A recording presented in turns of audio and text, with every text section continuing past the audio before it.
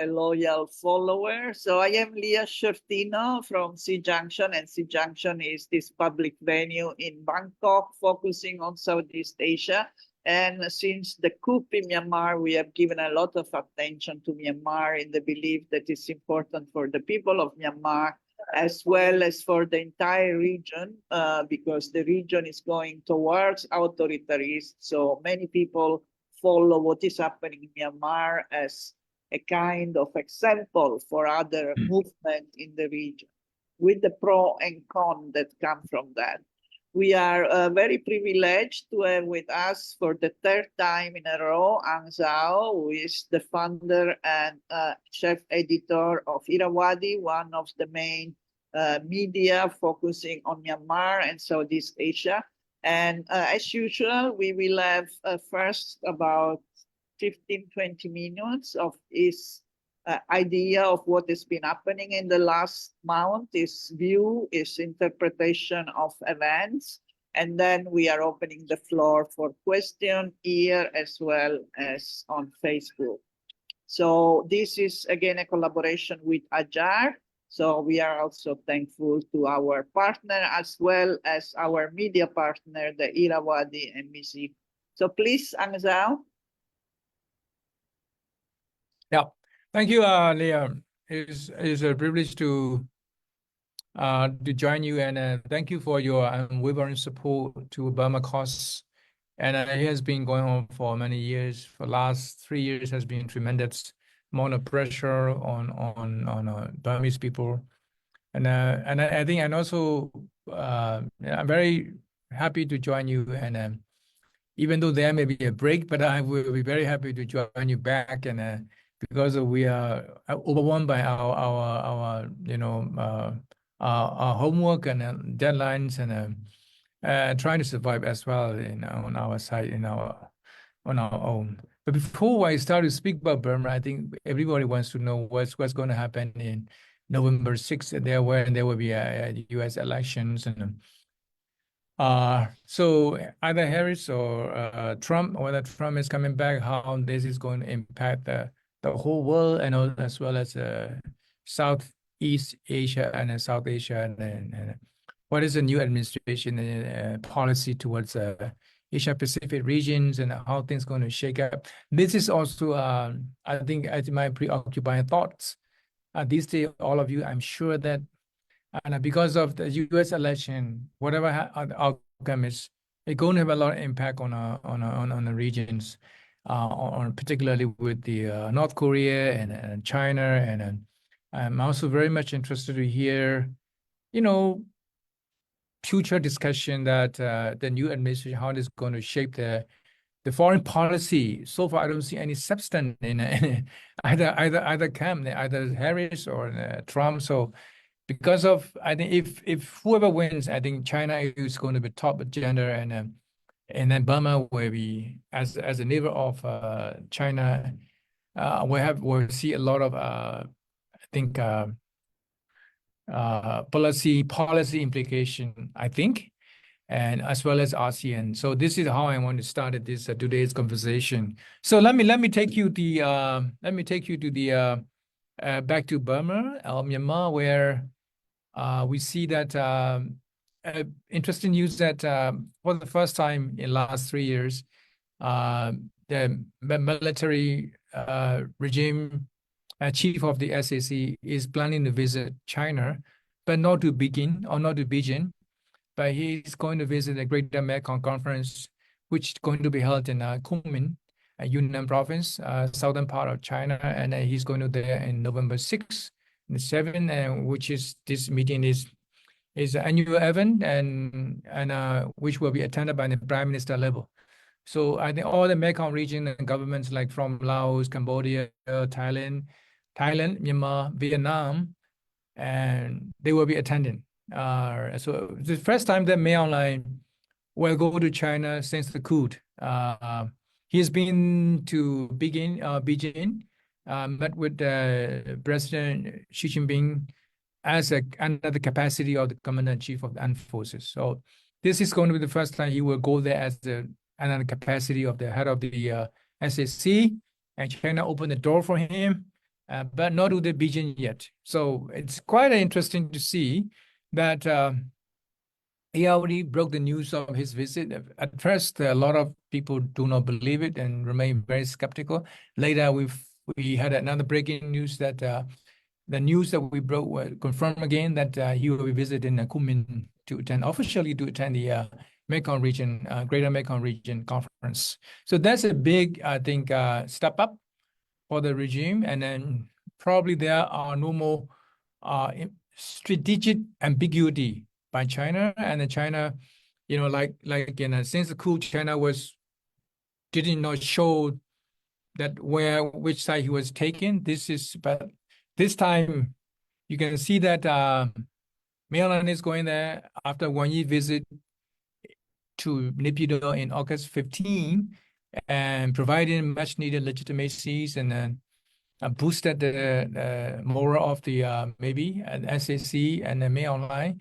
At the same time, on the other hand, you see a lot of pressure being put on the northern EAO forces and MNDAA, TNLA, WA, and all these Kachin, and they've been invited to Kunming areas to hold the peace talk, and they've been pressured by the Chinese to stop the offensive and attack on the Burmese forces as soon as possible. So this is the new development. We've seen that. I think Chinese have been imposing 4 or 5. They call it 5 cats, which is they cut the foods and medicines and goods and everything coming from China side to the EO Burma side, and cutting everything. So that China wants to see. I would say that China is in a punishing mood, but 1027 phase 1, China was in punishing mood against the SAC somehow. But this time at 1027 phase 2, China was again in punishing mood, but this time it's against the Northern EU. So China is really switching the sides. It's quite interesting to see how China is thinking. That's why I call it it's a change of the China stance, and also there's no more strategic ambiguity by China. But meanwhile, before even May Online visit to Kunming, we saw the very interesting development, which is bomb attack at the Chinese consulate general in Mandalay, the second largest city. So the bomb attack took place in October 18 on Friday in the evening around 5:30. And there were no evidence came out from China side as well as from the regime side, even though China strongly condemned the attack and expressed shock and asked the pressure the regime to find out who did it. And throughout investigation, the Chinese official and Ministry of Foreign Affairs official asked the SAC to find out who did it. But so far, there was no official announcement or no announcement from anyone who claimed the responsibility of this bombing. So that's quite interesting. It is easy to see or pinpoint who would do it. People would think that PDF and PDF affiliated groups or element may be behind it. And then second groups immediately came up from the opposition media groups, say that this is the Pusati, which is the militia groups affiliated with the regime. And the third group is the one who staged a very well-organized arson attack on the 14th of March in 2021 against the Chinese-owned factories in Landaya and Yangon. I don't want to say a lot of names because you won't know. So, but that attack in a Chinese factory, which cost about hundreds of millions of dollars, attack on the Chinese factories right after the coup. So, with that arson attack, also believed that some of the some of the people related to the regime are involved. So, quite interesting to see. No one has claimed responsibility. Regime, which always very quick to come up with the pictures and photos of the arrested people and saying, oh, he did it, she did it, the group of people did it. But this time, after a week of the bomb incidents, and and the regime did not come up with any hard evidence. But again, it's interesting to note that the Myanmar Mandalay Chinese Consulate General is well fortified, of course, like in any other diplomatic missions, particularly compared to the Western embassy, including the U.S. But the Chinese Consul Generals in Mandalay is fortified, is a high fence, and is 24 hours police box and CCTV being installed everywhere, and the guards there. China has its own guard, and also Mandalay. I assume that there are quite a numbers of maybe hundreds of Chinese informants and spies working in Mandalay city. I would say that China already knew that who did it. Right? Chinese already knew that who did it, but they did not say that. They are asking the regime to come up with the evidence. So that's what happened before Mayor Online visiting Kunming for his first foreign visit to China. I mean, he visited Russia a few times, but at this time, his first visit to China since the coup. So we will see what happened. But after the bomb incidents in Mandalay, I collect the information from my Chinese friend who also watched from Burma that even the President Xi Jinping was infuriated to hear the news and asked whoever involved, to hold accountable. But at the same time, I don't know, like China is dealing with all these rogue states, like including Pakistan's, and so they must have a lot of experience and ideas about these things. So, but after the bomb incident, there was a Chinese ambassador in Yangon had visited Naypyidaw again and met with the deputy chief of the armed forces and deputy chief of the SAC, General Solwyn, to discuss the security matters. So that's quite interesting to see that before my online visit and how China is going to manage the relationship, how China is going to attempt to shape their relationship of foreign policy, which is showing that China is taking side with the military regime. Thank you. Thank you very much for this very interesting overview of what is happening with China and Myanmar at the time. We are opening up to question. Now, the question is about the relation, what you said at the beginning about the election in the US. In particular, what is the expectation you have if win Trump? What is the impact? If win Harris, what is going to be the impact for Myanmar? I mean, we know the impact for the world, I think, but in particular, what would be the specific impact of the two candidates? Which one wins? So this is one. The second is on the position of India.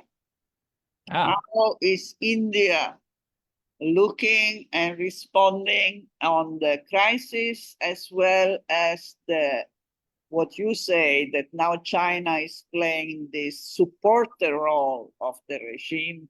In which way this is seen by India in particular? And maybe the third question for now is about the recent meeting of ASEAN, where there was the Minister of Foreign Affairs, if I am not mistaken, present in Laos, and the summit. What you see? Is there any news coming out of ASEAN of relevance or not? I don't think much is coming out, but just in case you. Also, there is the issue of Timor-Leste, and there are rumors that Myanmar is opposing Timor-Leste to become. First was Singapore, which was not so happy about. Now it seems is Myanmar that is not so happy about, but Mm. if you have heard anything. Okay, we can start with the US first. Okay. Whoever asked this question, thank you. Thank you. I really want to talk about the US because of I think they, if you look at the Biden administration, what they have done on Burma, I would say not much, and we don't see a lot of policy changes and shift and under the Biden administrations. Even though there were Burmese were very hopeful that under the Democrat administrations for the last 4 years since the coup, because of the coup took place, and then we had a Biden administration came into power, came into being. So Burmese were hoping that the old friends would do more on Burma, and such as imposing more strict sanctions, and also helping the democratic forces or helping the oppositions. So we have seen the Burma Act, but Burma Act was great, but again there was no implementations on the Burma Act, and so far at the end of the Biden administration, I think I would say that Burmese saw that the U.S. administration was unwilling. I use the word unwilling to help and support strongly on Myanmar the democratic movement. And that's why they were rightly disappointed, I might say. That also, that's why Burmese said, we are on our own. Burmese kept saying that we are on our own, meaning that we don't have anyone else. We have to help each other. We have to help ourselves. This is kind of a household keyword for everyone for the last 2 or 3 years, doing a lot of fundraising, helping to do a lot of fundraising so that to support those groups and refugees or PDF or whatever, those based on the border areas or inside the country, that helping those people and also fighting the regime. So I was quite a phenomenal, and then we've never seen it like that. And also thanks to the changing behavior of the economic landscape and digital system, money transfers, and I think over the last 3 years, people have supported a lot, but also reached to the exhaustive mood because after 4 years of helping, and then there's a silence, kind of absence, sadly, from the West. We see the daily bombings, and I did not mention in my opening remarks about the massacre, gruesome massacre in Butali. I don't want to mention the name because of it's quite confusing for you. There was a massacre that took place about 10 days ago in the central Burma, where the troops came into the village and it took out the people who are 60s, 17s, and the kids, and the innocent civilians who remain in the village because they thought that they don't want to leave and they will be okay. And the rest ran away, but they were taken by the Burmese army and killed in a very gruesome revenge style killing. And then there was increasing airstrikes since the Chinese Foreign Minister Wang Yi visited Naypyidaw. There's increasing the frequency of attack is increased last month and this month against the opposition forces as well as the civilian. Not just the military targets alone, but also I think they bomb schools and hospitals where they might be thinking that the insurgents might be hiding. So they bomb these areas, but okay, they bomb and we were shocked. I was shocked, but the most shocking thing is those democratic societies and governments and open society countries, governments kept silence. That's really shocking to me to see that, So that means it go back to the election. we don't know whoever comes in, how much they would invest their political will to speak on this such an atrocity taking place in a country the neighbor of China, you know. I'm sure that whoever comes, either Harris or Trump coming back to power, I think they will be working hard on China, a lot on China, but also Myanmar strategically located next to China. But what are they thinking in their heads? So far, I don't see any substance in the foreign policy between the two. So, but again, you know, in terms of Myanmar as a failing state, we see the aid from the Western countries are coming in the areas of health and education and the humanitarians. But they're not so much on political aid. The Western governments are very shy to support and speak up. And one word, democracy. I think this is a time that if even Trump come back to power, I think the word democracy is going to be there.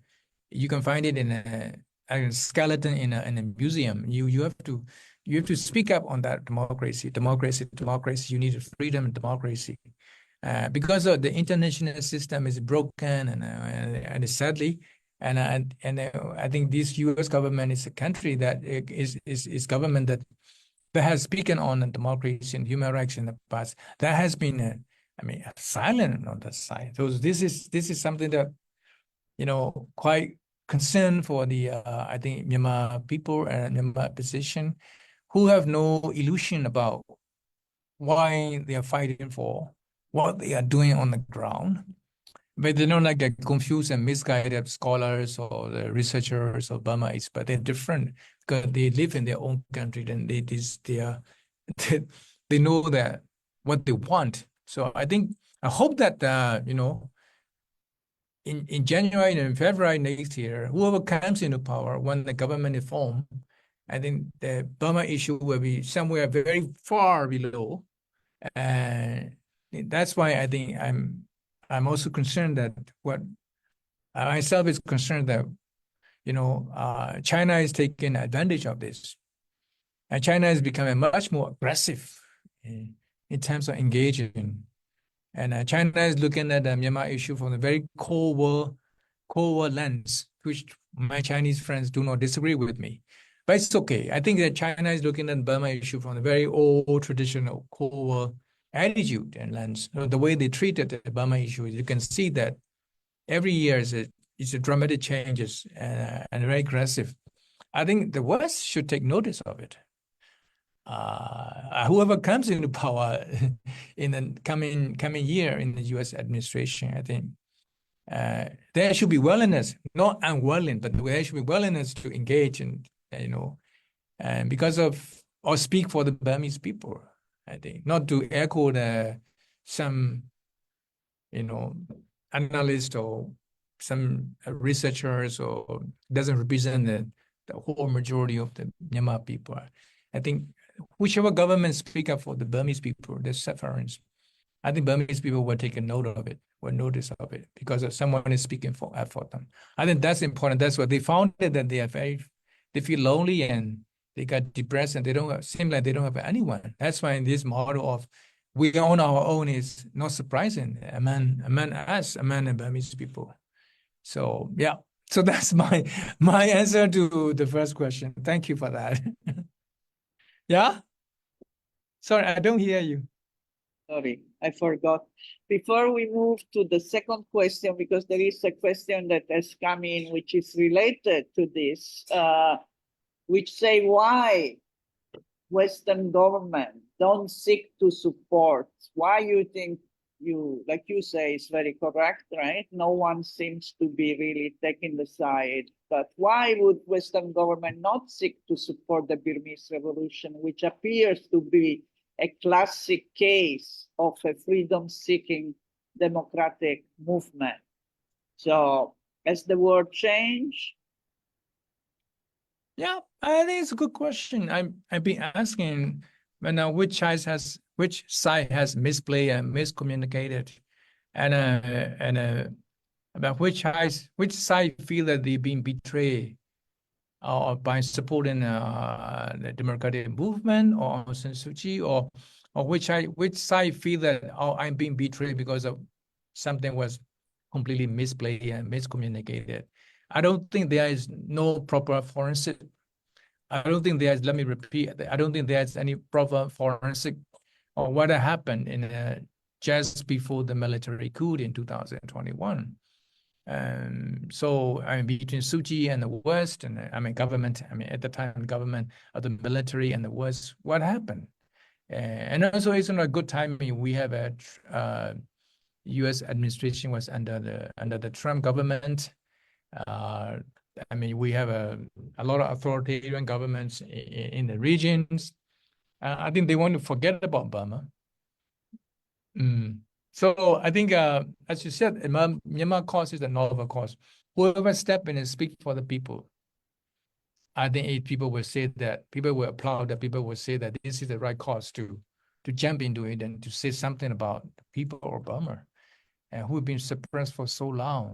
And they're not fake. They are real.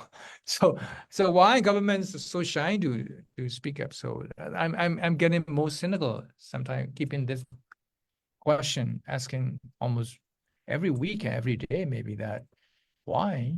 So I think this, whoever asks this question, ask yourself, ask your constituency, the why that happened, right?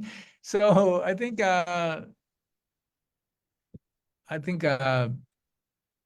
Yeah, unfortunately, we are seeing this kind of a courage or a strong or not wanting to pay attention to atrocities, whether it's Palestine, what is happening Yeah. now, and exactly. it's happening in Myanmar. Is the question why, as people, as humanity, we are not able. I am sure there are many concerns, but somehow the government don't seem to reflect.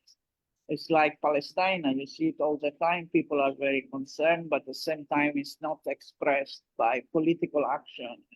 The same for Myanmar. I think there are a lot of people concerned about, but it doesn't translate into political action. So maybe we all have to do more. I don't know. Sometimes it's depressing. But let's go to the second. Yeah, it's depressing, Leah, but also I think I'm a journalist, but also from the country that I lived in, and I've seen it, and I think I will always speak for or write about the opinion of the Burmese people. I don't think you can really fake it. I think that this real suffering is there, and is being neglected. It's being neglected and being abandoned. And also it is serious, I think. It is serious. And that the humanity, and when you talk about humanity and and as we are human being caring about each other, and I think you can see how the neighboring countries and governments are reacting to the Myanmar issues. It's very sad, right? So China can do whatever it wants. I'm sorry to be cynical. Yeah, no, I mean, some of the images of the last massacre are so cruel that really you need to, I don't know. Anyway, let's move to India. I think we agree on that. And there is really atrocious behavior beyond any human thinkable, but still somehow it happens and we are not able to respond. Now, India, how is India taking what is happening now? I'm sure they're watching China, I suppose. Is there? I think India is in Myanmar because they come to watch China. That's my blunt assessment. India is quite active in Burma, and because of I think particularly because to watch China. So May Online recently attended the 60th anniversary of India, whatever technical economic cooperation event held in Yangon. I think he said a few words. India remains Myanmar's most valuable trading partner. And the second, he said India is a good friend and neighbor. India is a good friend and neighbor. Don't forget that India is one of the largest democracies in the world. And he said India is the 7th biggest trading partner of Myanmar. Bilateral trade reached US $1.15 billion, $1.15 billion in the first 11 months of 2023 and 2024.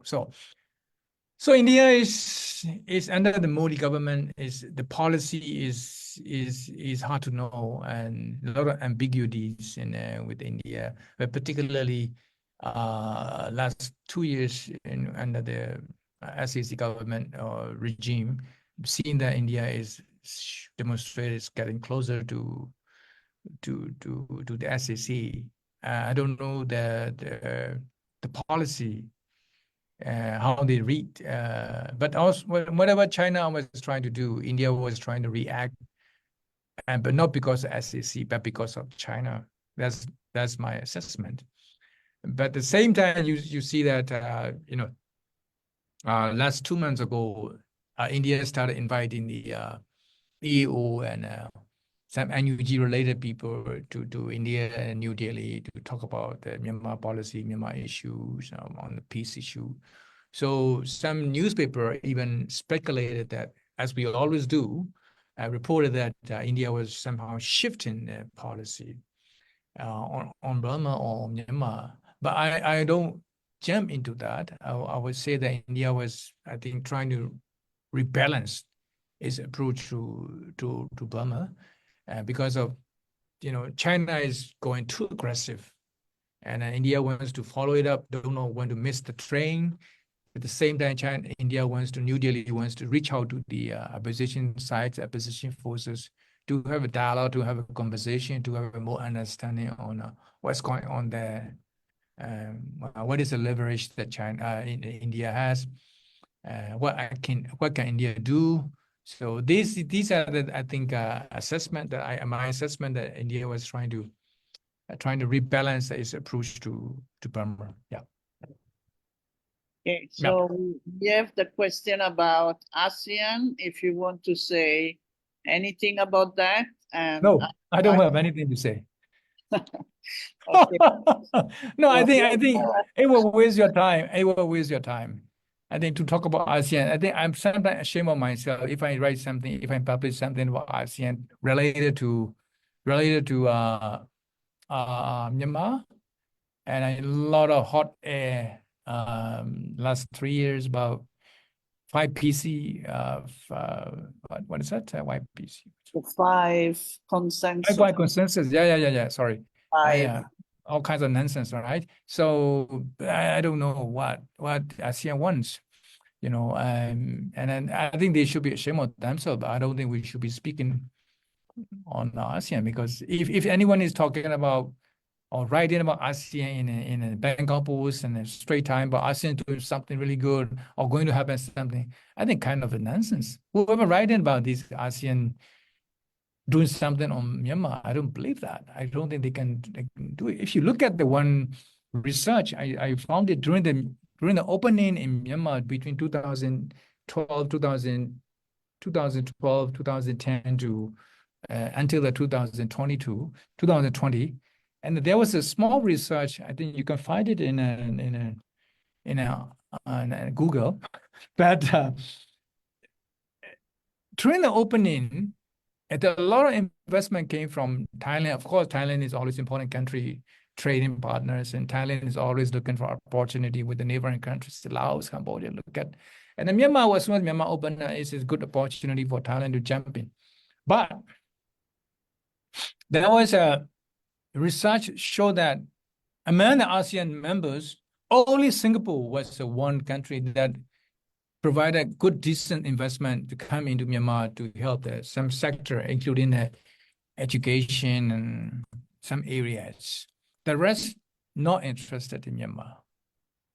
The rest not really involved in Myanmar, except the Thailand. Thailand is a trading and investors, and so that shows that I don't think India, I don't think ASEAN is really interested in Myanmar, or I don't think they really understand it. I don't think they really have let me repeat, like in a previous talk, they don't have any mechanism to fix the country like Burma. And also, if you look at the Online visit to this upcoming Mekong region, China knew that these countries, Laos, Cambodia, Vietnam, Cambodia, and Thailand, or Myanmar, or China, Are they democracies or are they what? Are they freedom-loving countries? No, they're all more or less authoritarians, right? So that's why there were no objection from any countries that Myanmar is visiting Kunming next week. No objection, no opposition, nothing. Because China knows well that these are all the Mekong people, sorry, Mekong governments, and there's no qualms about this, whatever the people in ASEAN or Burma wanted. So I think if you look at it, I think if anyone is expecting something from ASEAN, he or she must be drinking a lot the other day, using a lot of weed and marijuana. I don't know what they have been drinking and smoking last couple of hours. So I don't think we should be really realistic on the ground that not expect too much from ASEAN, I think. Okay, so But Thailand, exception of Thailand, I would say that I would recommend that Thailand's humanitarian approach and attitude is good, but at the same time, there are a lot of elements in Thailand that are playing using the Burma issue as a stepping stones and all that. And you can see that what happened last week with this the Miss Grand Thailand thing, and you know, like the right wing social media are playing up against you know, an anti-Burma, anti-Myanmar, you know, sentiment. So if you look at it, then you know, even Thailand is trying very hard to, you know, treat the issue. So because of where Thailand, there are a lot of people. I myself live in here. A lot of people are coming here to Thailand. So Thailand, if you ask me about Thailand, it's much more interesting. I will answer that Thailand can be a facilitator for Myanmar issues, but I don't think Thailand is going to be the negotiator for Myanmar issue because they don't have a political muscle, I would say, political weight to fix the Myanmar issue. I think they can be a facilitator, forum where they can invite the different groups and individuals to get involved on Myanmar issue, like in the past when doing it in Cambodia or Vietnam, or and that's the only thing they can do. But this is what my view, my thinking. Yeah. thank you very much. Thank Now you. we move to the next round. We have again a lot of questions. Now the first is related to the floods. What? What is the latest information? We take you by surprise. Well, what is the latest situation of the floods? I mean, we know that there have been more than 300, 400 people have died for the recent floods. Huh? Floods. Flat? You said flats? Yes, floods. This is the Italian accent. But yes, it's the natural disaster. We are not talking about at the moment about the man-made disaster, although even environmental disasters are man-made. But we know that Myanmar, like Northern Thailand also has been heavily affected. But in the case of Myanmar, was even more serious because of lack of any humanitarian response. But maybe you know more about this that you can share with the group. So this is one. The second is about the nationwide household census. Oh, The census. Yeah. The census. Well, we know that it's not as serious a census as it should be, but again, what is your opinion? How it's going?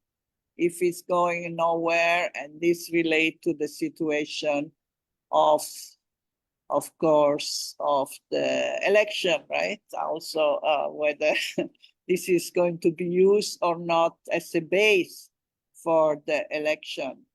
And the last question is about the Three Brotherhood Alliance and the Chinese government. You have mentioned some already, the punishment attitude of China, but also how the Three Alliance position themselves, the three members, the Three Brotherhood, how they position themselves. Some are out, some want to work together. What is your reading of this? Okay, so I think it's enough for quiet. I think I'm very sorry.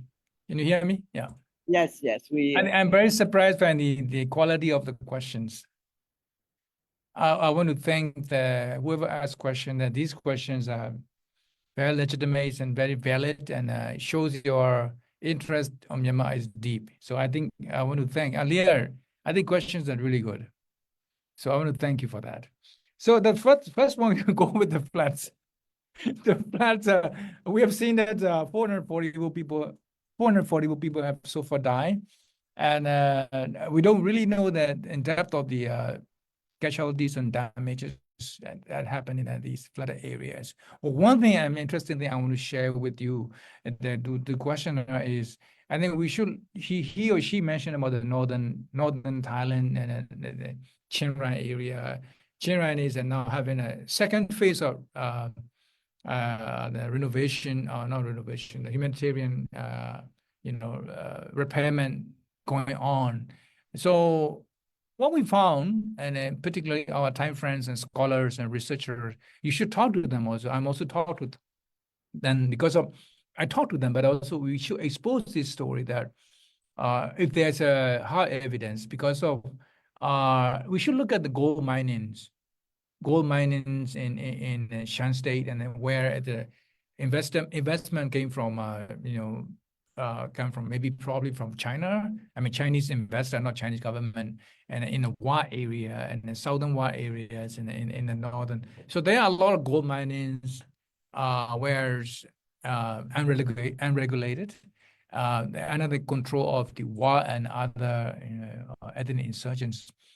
I think that our time friends found that quite alarming that, and then the floods and the mud comes into the Thai side, to Chiang Rai areas, alarmingly quite big, huge, and causing a lot of damages.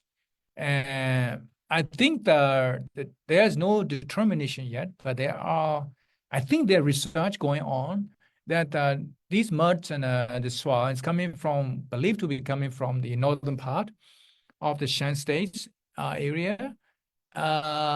There may be an issue with the chemical, because in the gold mining and they use chemicals, all that hazard treatments to get the gold. So I think there's a greater concern that how the livelihood will be damaged in the future, and then the crop and economy, if these floods are going to be repeated in the future, next year, I'm saying. So that's a concern of our neighbor, our friends, Thai friends. This is a very good question that I don't have a clear-cut answer yet, but this is the ongoing research, and we should really pay attention to it. Because of even the media, including Irrawaddy, couldn't expose yet to further step that these floods and related to the environmental issue, related to the gold minings, all these area, what is happening there.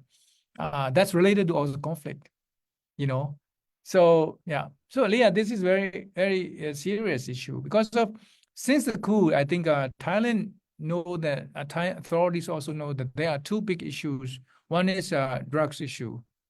Increasing numbers of drugs are coming into Thailand.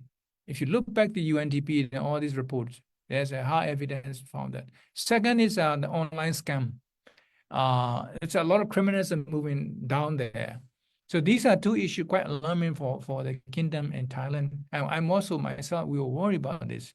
But nowadays we're talking about floods. This flood is not just a flood, but also related to the environment and destruction in Apa area. So yeah, this is something that we should explore.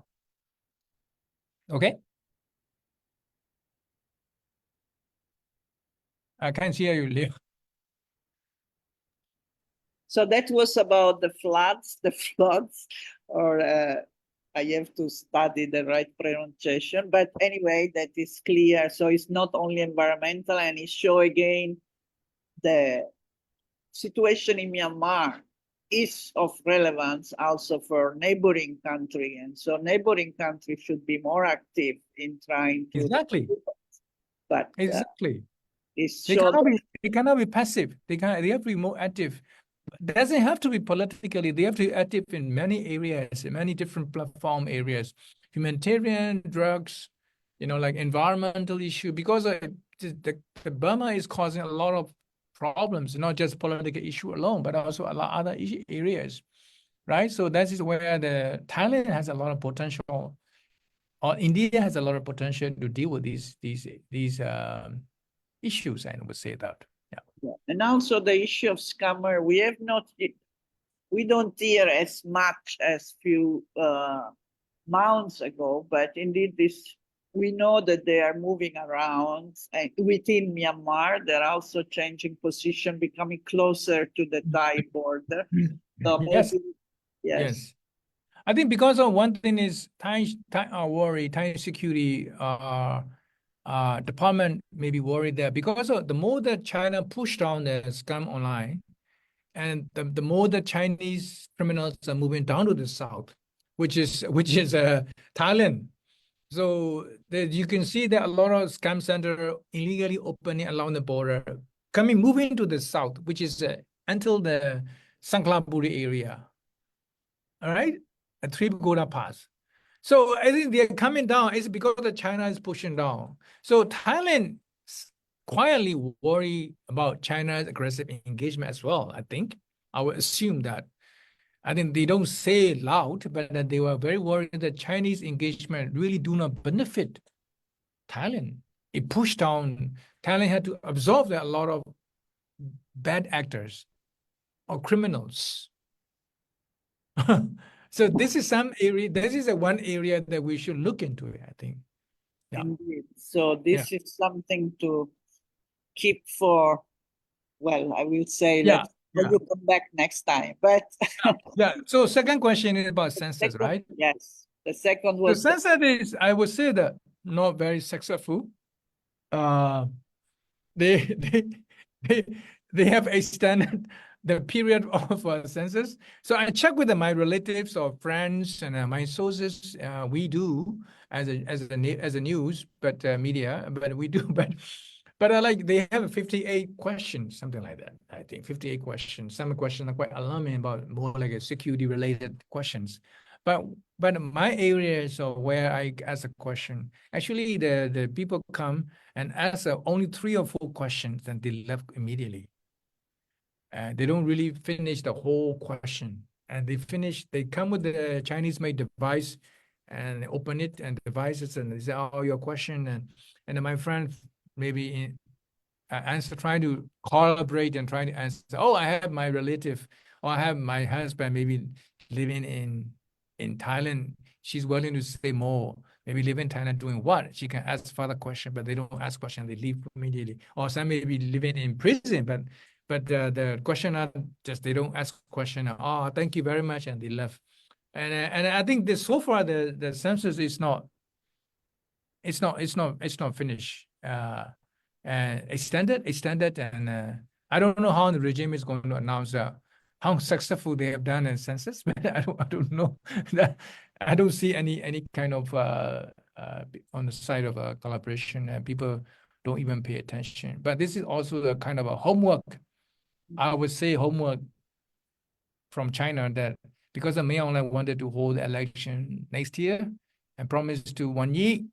And before the election, he wants to have a census. He wants to do this and that. Political parties and even the political party. I forgot to mention that BBC broke the news, or BBC Burmese broke the news of, the SAC is okay if NLD wanted to re-register as a political parties. So this shows that Mayor Online, before going to China, wanted to say that, I'm allowing the NLD to rejoin and re-register. In fact, a lot of NLD people are leadership, including Aung San Suu Kyi, are in prison, and a lot of them also fled to other countries. So I think this is the homework given by China to Mayor Online, that okay, if you want to hold the election, but there are a list of things to do before you hold in the election. I don't know what the US is going to say. Maybe release all political prisoners or whatever, that they make the election more eligible, much more acceptable. But I don't know. And the last week, if I am correct, there were more concerned by the son of Aung San Suu Kyi about the lack of news. He doesn't know what is happening and he's worried about the health. And there was also other health because of health reason. So I think this is still a mystery about where is Aung Suu Kyi and what is the condition in which she is in and what we know about, which makes it quite worrisome also. I think the son has spoken out in the last week or 2 weeks ago, yeah. Okay, the last question for you, the three brotherhood, what are they doing, these three brotherhoods? Yeah, thank you for the day. Well, I mentioned it briefly in my remark that TNLA and MNDAA, they are under punishment.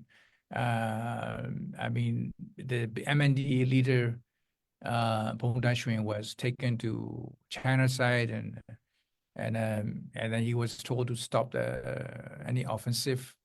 And also China also thought that he went too far because of, I think China may understand that he was fighting along the border, retaking the Laogai like last year, but they went too far to attack the Lashu and took the Lashu. So the Chinese are telling the MNDA leadership that you have to give up the Lashu. And you can also see that on the other hand, regime is keep pounding the township, a town as a daily bombing, carpet bombing. So this is the Burma leadership. They were saying that you can take the town, but no one is alive. We will destroy everything. So if you go back to Lashio next few years, when things are going back to normal, the town will be completely done, finished, crash. So that's what they are doing now. So it's under enormous pressure. And also the TNLA is a little bit naughty, troublesome for China. They don't listen. A lot of troops, PDF troops, remain in the MNDA control area. We heard that they are moving back to the Valley area and the Burma control area with the full capacity of arms and weapons, which we might see a lot of movement in terms of military activities and movement in the Central Plain area. We've seen it maybe in the coming season, coming months. I don't know. I was just sharing my analysis, and because the Chinese told MNDA that we don't want any PDF in your area. We don't want NUG related we don't want to have any relationship with the West. Get out of everyone. That's how the Chinese are telling told MNDA. So that's a pressure for the three brotherhoods, except the Arakan army. So Arakan army is still fighting in Arakan states. Arakan army or AA is part of the three brotherhoods, but they are not based in. The real troops are not based in the northern part, but leadership and certain numbers of troops are based in Northeast Shan State together with the MNDAA and TNLA. But large number of troops are based in Rakhine State. They are fighting. There are a lot of rumors since last night that they are almost taking the headquarters of the southeast, right? Southwest Command. So the An area. So it may be falling like a Lasho. And so in that sense, we might see that Lasho is gone, and if the An in the Arakan state, if they're collapsed and if they're gone to the EAO, we can say that we might see that the military is getting much more weaker state, and the future of Min Aung Hlaing is going to be a number, probably because he's one of the worst military commander-in-chief in the history of Burmese military. And I think that even among the military leaders, they have to think of how to tackle their own enemy within, but not the other way around. So I think we may see a lot of interesting things coming in coming months and coming year, I think, next year.